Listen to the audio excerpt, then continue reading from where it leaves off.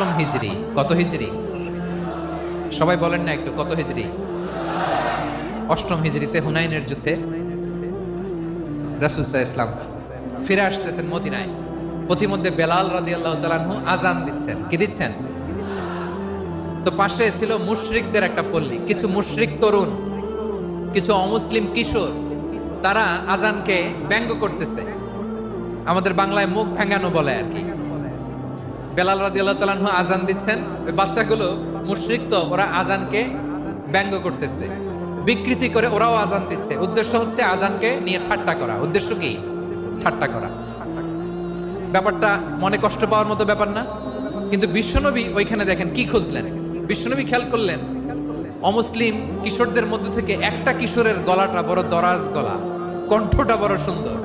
খেয়াল করে দেখলেন যে কিছু কিশোর বেলালের আজানকে ব্যঙ্গ করে, বিকৃতি করে, কিন্তু একজনের কণ্ঠ দেখতে পাচ্ছেন না এত দূরে, কিন্তু কণ্ঠটা বড় সুন্দর, দরাজ গলা। বিশ্বনবী সাহাবীদেরকে বললেন, ধরো এগুলারে, ধরো।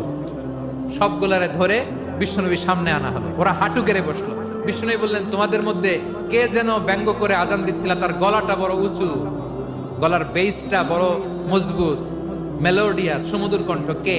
আবু মাহজুরা বলে, আমার বন্ধুরা সবাই আমার দিকে আঙ্গুল দেখায়, আমি পড়ে গেছি বিপদে। রাসূল সাল্লাল্লাহু আলাইহি ওয়াসাল্লাম বাকি অমুসলিম তরুণদেরকে ছেড়ে দিলেন, বললেন তোমরা যাও। এবার আবু মাহজুরারে পাইছে। আবু মাহজুরার চুলের মধ্যে হাত দিলেন বিশ্বনবী, মাথায় হাত দিয়ে বললেন, এবার আজান দাও দেখি। আবু মাহজুরা বলে, আমি তো আজান দিতে জানি না, কারণ আমি তো বেলালেরটা শুইনা দিছি, আমার তো মুখস্থ নাই, আমি তো আজান দিতে জানি না। বিষ্ণু বললেন, জানো না? তাহলে আসো, আমি তোমারে শিখাই দেই। সুবহানাল্লাহ পড়েন। আবু মাহজুরা হাঁটু গেড়ে বসে বিশ্বনবীর মোবারক হাত আবু মাহজুরার চুলের মধ্যে। বিশ্বনবী আজানের মুআল্লিম আবু মাহজুরাকে বলতেছে, ঠিক আছে তোমারে শিখাই দিচ্ছি, আমি যা যা বলবো আমার সাথে সাথে বলো, পারবা? আবু মাহজুরা বলে, পারবো। বিশ্বনবী আজান দিচ্ছেন, মাথায় হাত দিয়ে আল্লাহু আকবার, আল্লাহু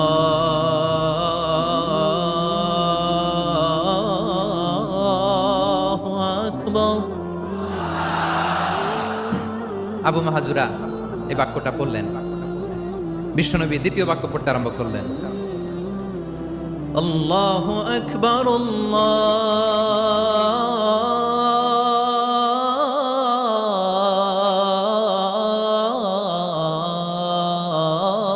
আল্লাহু আকবার। আবু মাহজুরা এই বাক্যটা বললেন। বিশ্বনবী আবু মাহজুরার মাথার মধ্যে হাত দিয়ে তৃতীয় বাক্য বললেন, আশহাদু আল্লা ইলাহা ইল্লাল্লাহ।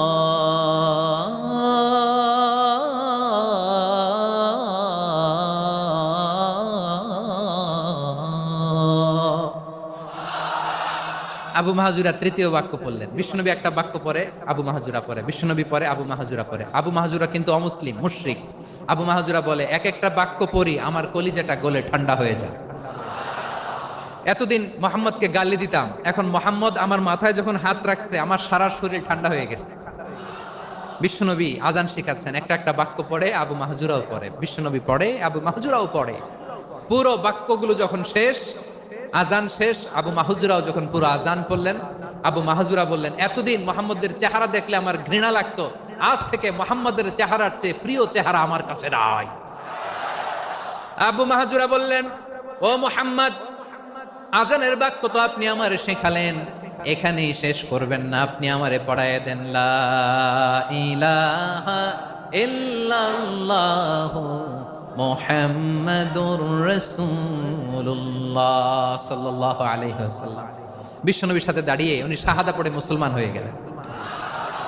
এবার আবু মাহজুরা বলে, ইয়া রাসূলুল্লাহ, ইয়া হাবিবাল্লাহ, আমি মুমিন হয়েছি, মুসলমান হয়েছি, আপনার কাছ থেকে আজান শিখার সৌভাগ্য আমি লাভ করেছি গো নবী। আমার কণ্ঠের বড় তারিফ করেছেন আপনি, আমার আজানকে আপনি পছন্দ করেছেন। একটা জিনিস আপনার কাছে চাই, আপনি আমাকে মক্কার মসজিদুল হারামের মুয়াজ্জিন হিসেবে অ্যাপয়েন্ট করে দেন। বিষ্ণু ইসলাম বললেন, যাও আবু মাহজুরা, আমি তোমাকে পৃথিবীর শ্রেষ্ঠতম মসজিদ মক্কার মসজিদুল হারামের মুয়াজ্জিন হিসেবে অ্যাপয়েন্ট করে দিলাম। দেখছেন কিভাবে ট্যালেন্ট হান্টিং করতে হয়, কিভাবে হিউম্যান রিসোর্স, মানব সম্পদকে ব্যবহার করতে হয়। আসছিল আজানকে ভেঙাইতে। আসছিল কেন? আজানকে ব্যঙ্গ করার জন্য, বিকৃত করার জন্য, আজানকে বিকৃত করতে যে ইসলামের সবচাইতে শ্রেষ্ঠ মসজিদের মুয়াজ্জিন হয়ে গেল। পড়েন সুবহানাল্লাহ।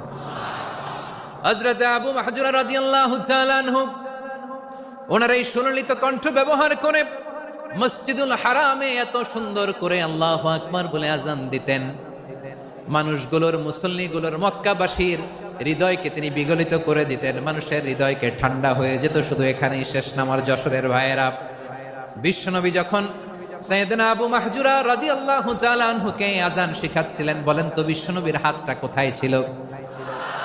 আবু মাহজুরার মাথার সামনে, এই চুলের উপরে ছিল। আবু মাহজুরা ওই স্মৃতিটাকে ধারণ করবার জন্য, ওই স্মৃতিকে বহন করার জন্য বিশ্বনবীর মোবারক হাত আবু মাহজুরার কপালের চুলের যেই জায়গায় লেগেছে, মৃত্যুর আগের দিন পর্যন্ত আবু মাহজুরা মাথার ওই চুলে কোনোদিন ছুরি আর কামার লাগায় নাই, সেখানে কেচি লাগায় নাই, চুলের মধ্যে খুর লাগায় নাই। আবু মাহজুরা ডান দিকের চুল কাটতো, বাম দিকের চুল কাটতো, পেছনের চুল কাটতো, সামনের চুল কাটতো না। আবু মাহজুরা রাদিয়াল্লাহু তাআলা আনহুর সামনের চুলগুলো বড় হতে হতে যখন এত বড় হয়ে যায়, তিনি চুলগুলো পেঁচিয়ে মাথার মধ্যে রাখতেন, তারপরে তিনি পাগড়ি পরতেন। সবাই জিজ্ঞেস করতো, আবু মাহজুরা এটা আবার কেমন স্টাইল? দেখতে তোমারে কি বিদঘুটে লাগে, কেমন অড লাগে, কেমন খারাপ দেখা যায়। মক্কায় এমন কোন মানুষ তো দেখি নাই, ডানে চুল কাটে, বায়ে চুল কাটে, পেছনে চুল কাটে, সামনে কাটে না।